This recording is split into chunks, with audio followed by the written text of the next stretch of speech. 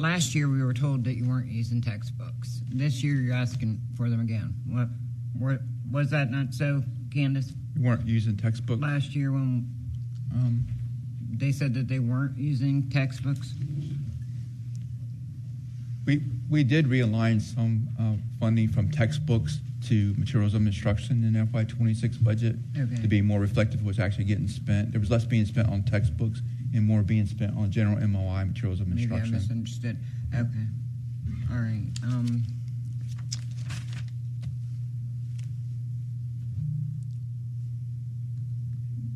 I think that's it.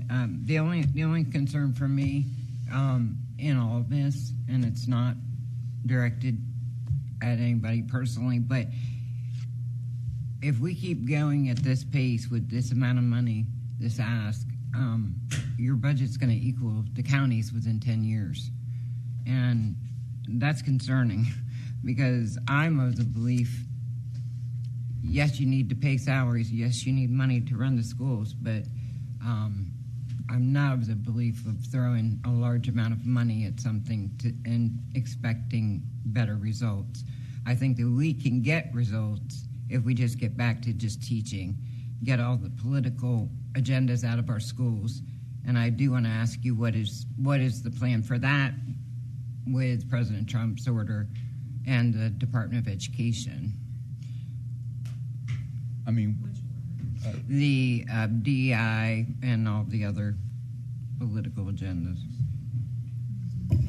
I would say we get direction once and like Mr. Taylor said, he met with the state superintendent yesterday. When the federal government makes laws or has an executive order and that matches the law, the state then meets with Mr. Taylor or his designee, and then they will adjust what they need to adjust, and then we follow state law and our MSDE regulations so that we can continue to give a Maryland State diploma. So that will work its way through the levels of government, and then we'll follow what the law says and what we're dictated by MSDE. Well, I seem to remember, it was a little different when President Biden was in there. Everything got done that he did as an EO. And I just think that for our children, for our students in the county and every county, is to get the political agendas out of our schools, all of it, and just get back to teaching.